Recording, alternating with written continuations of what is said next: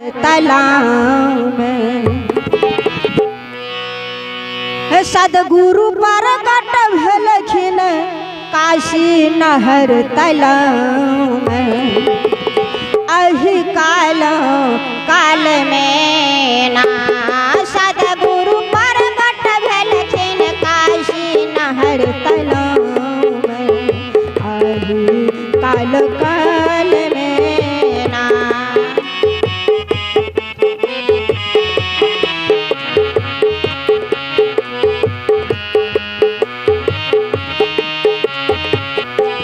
सदगुरु प्रकट भेलखिन काशी नहर तालाब में। आहि काल काल में ना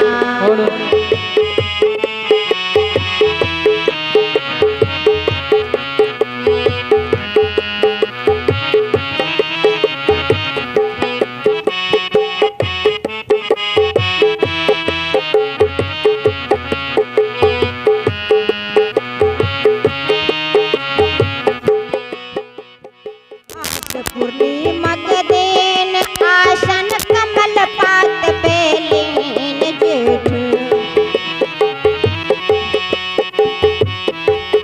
हेलो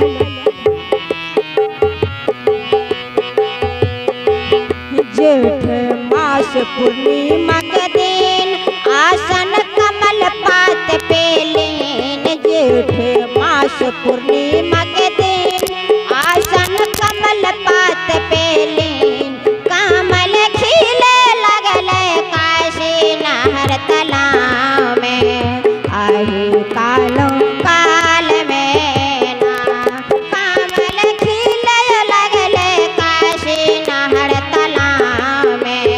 आहि काल काल में ना सदगुरु प्रकट भेलखिन काशी नहर तालाब में। आहि काल काल में ना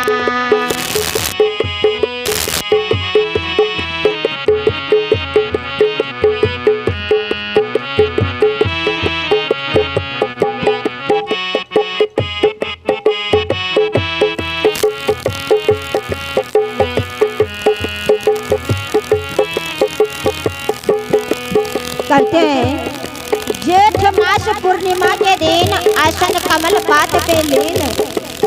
कमल खिले लगले काशी नहर तालाब में। अहि कालो काल में ना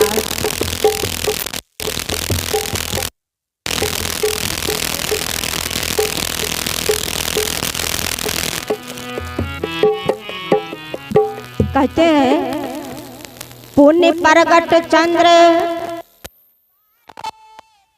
समय में नीरू नाम का नीर और नेवा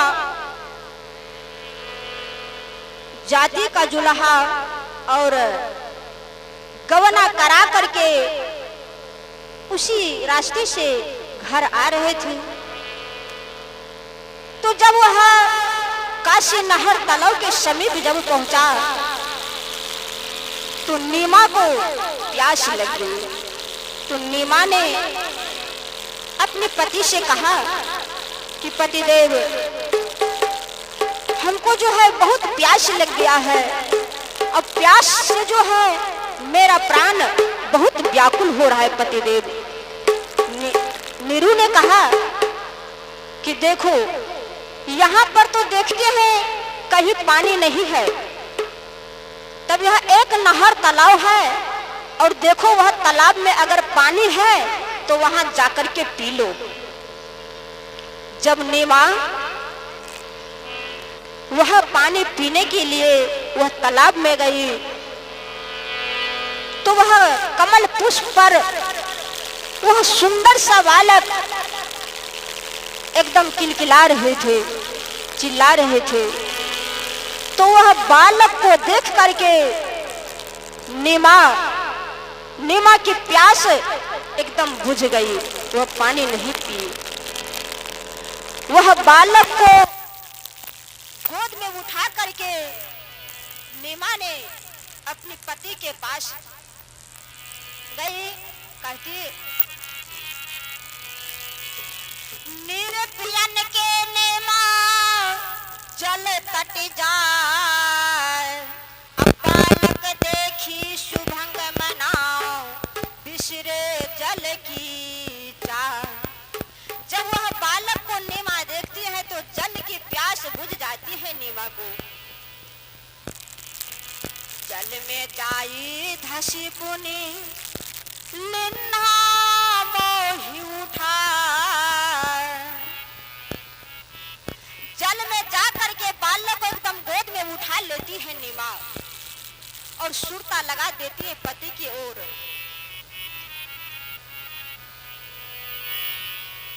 और वह बालक को गोद में लेकर के नीमा अपने पति के पास जाती है। और जब पति देखते हैं नीमा को तो पति ने कहा कि यह बालक तुम कहां से लाई हो?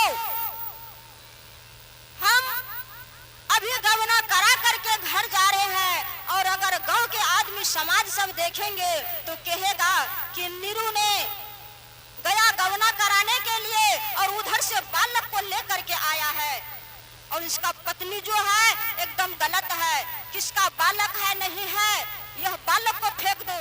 नीमा ने कहा यह बालक को हम नहीं फेंकेंगे पतिदेव, देखिए कितना सुंदर सा बालक है, कितना प्यारा सा बालक है, इसको हम नहीं फेंकेंगे। नीरू ने कहा देखते ही लोग नारी सुतली हलू, अभी हंसी के है यह किया कियहू।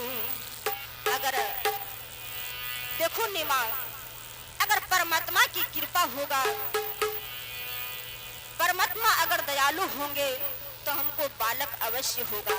लेकिन यह बालक को फेंक दो नीमा, यह बालक को घर ले जाना अच्छी बात नहीं है।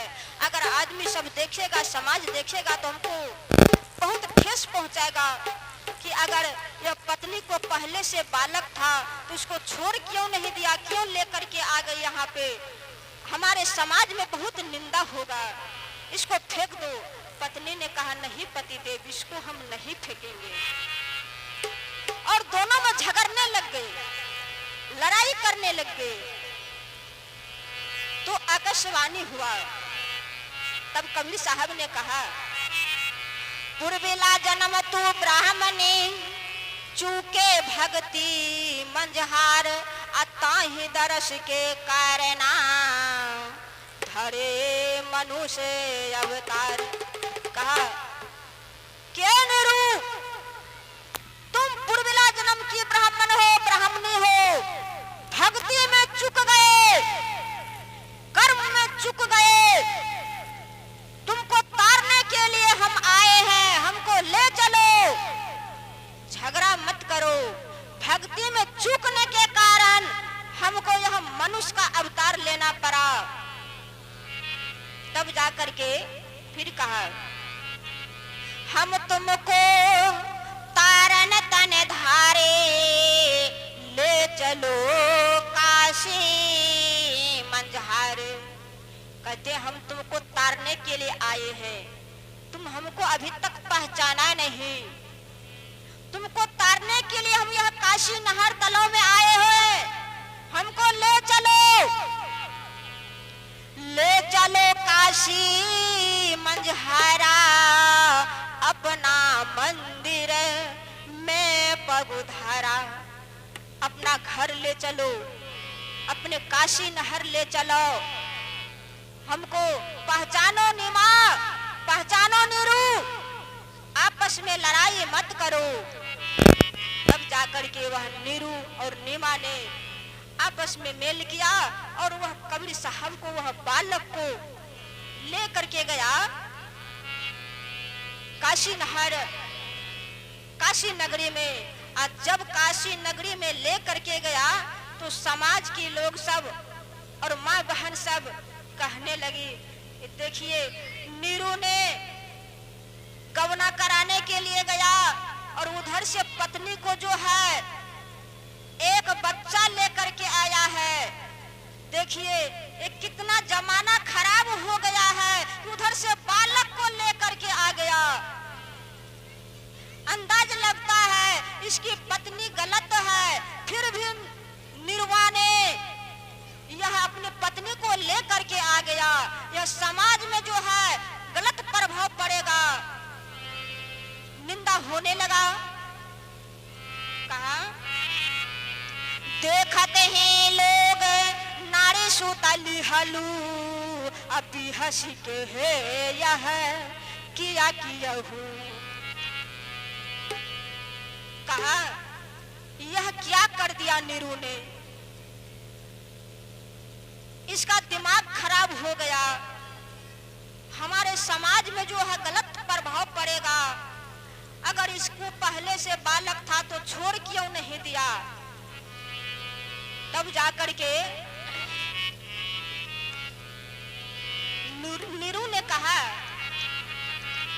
निंदा करी हो सब तुम भाई, यह बालक हम जल में पाई। कहा अगर आप लोग को निंदा करना है तो करो, जो चीज करना है करो, मरना है तो मार लो, लेकिन यह बालक जो है हम जल में पाए हैं, इसको हम फेंकेंगे नहीं।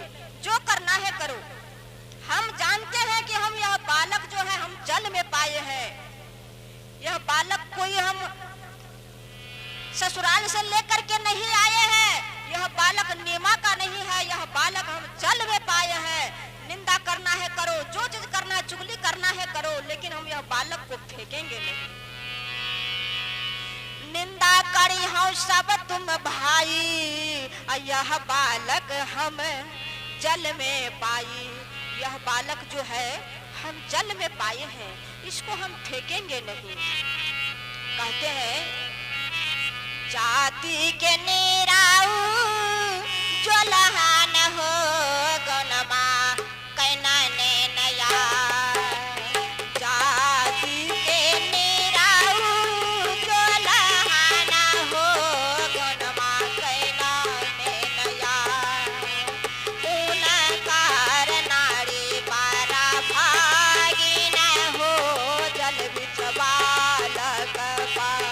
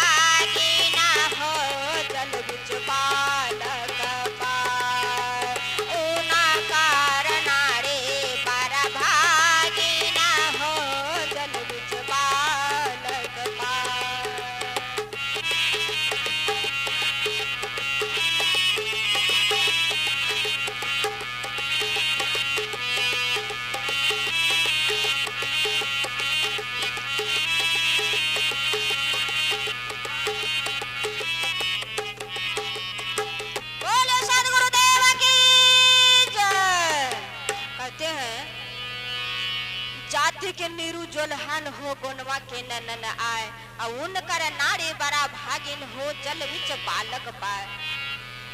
यह नीरू की नारी निमा कितने बड़ी भागी है जो वह अपने आंगन में अपने गोद में कबीर साहब को उठा लिया और अपने घर ले गया। और जब घर ले जाकर के जब रहने लगा तो नीमा ने कहा कि पतिदेव, यह बालक जो है, यह बालक का अगर नामकरण कर दिया जाए तो अच्छा रहेगा, तब न उसका यह बालक को जो है जो नाम रखेंगे उस नाम से पुकारेगा। नीरू ने कहा कि ठीक है। तो नीरू ने काजी ब्राह्मण मोलना को बुलाया, सबको बुला लिया नामकरण रखने के लिए, नाम रखने के लिए।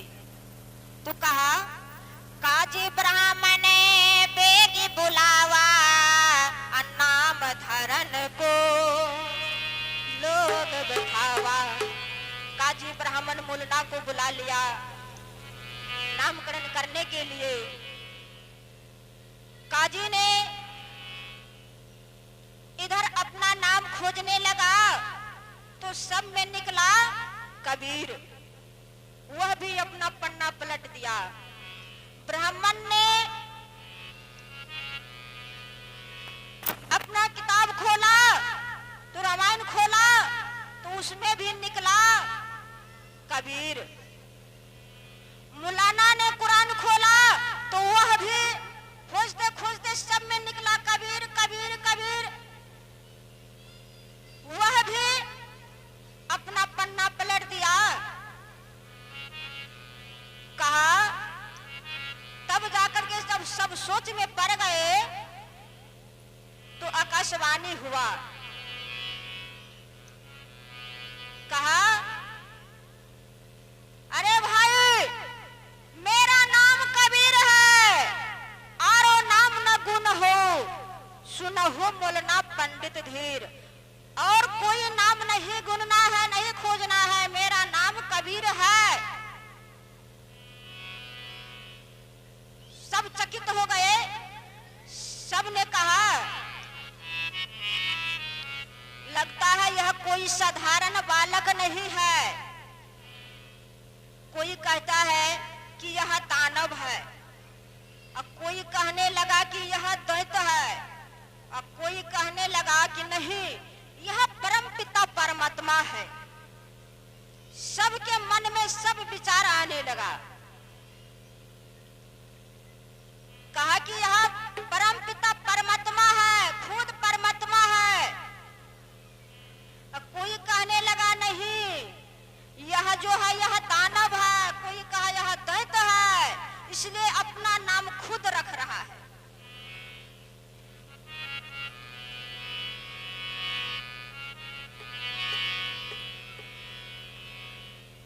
सब चकित हो गए। कबीर साहब ने कहा कि मेरा नाम कबीर, आरो नाम नहीं गुनहु, सुनहु मोलना पंडित धीर।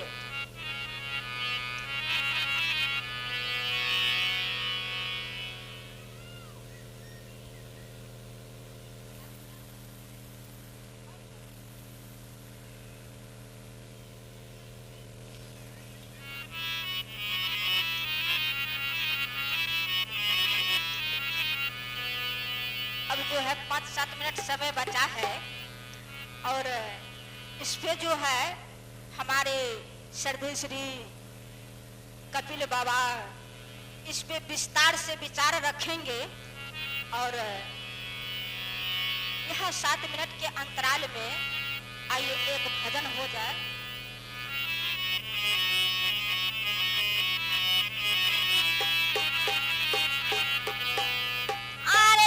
चालू का गाना या टड़िया ये सजरिया जहाँ पालम के, चालू का गाना या टड़िया ये सजरिया जहाँ पालम के।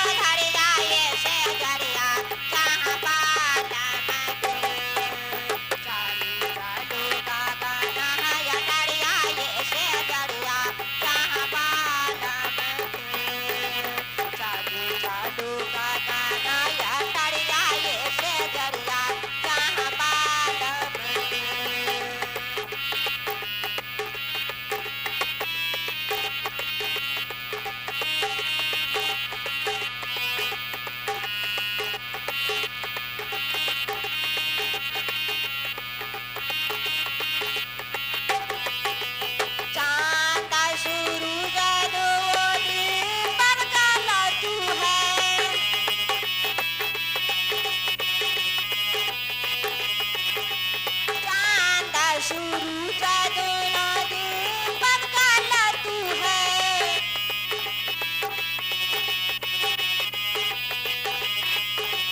चांदा शुरू जादू नदी पगला तू है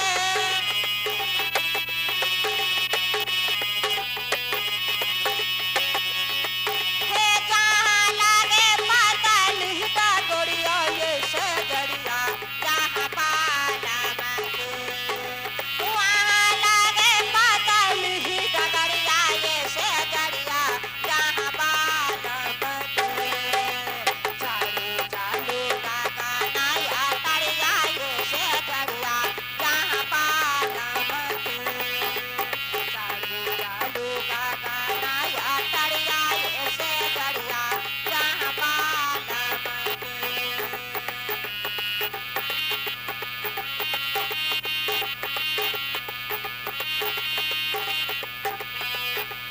चारू चालू का गाना या तड़िया ये सजरिया जहाँ पाला मांगे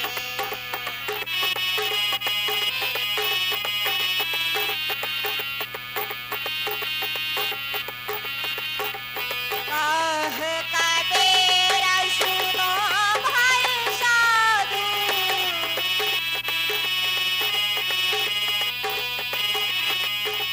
काहे का बेरा सुनो भाई साधु देखो रो के चारा ना बाली हरिया ये से जरिया जहाँ बाल मगे गुरु के चारा ना बाली हरिया ये से जरिया जहाँ बाल मगे चालू चालू का गाना या तड़िया ये से जरिया जहाँ बाल मगे चालू चालू का गाना है तड़िया ये से जरिया जहाँ बाल मगे चालू चालू का गाना है या तड़िया ये से जरिया जहाँ बाल मगे चालू चालू का गाना है या तड़िया ये से जरिया जहाँ बाल मगे